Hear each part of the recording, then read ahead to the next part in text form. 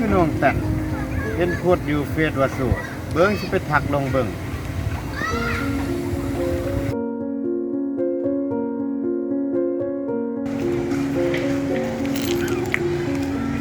อันนี้บ่น้องแต่ง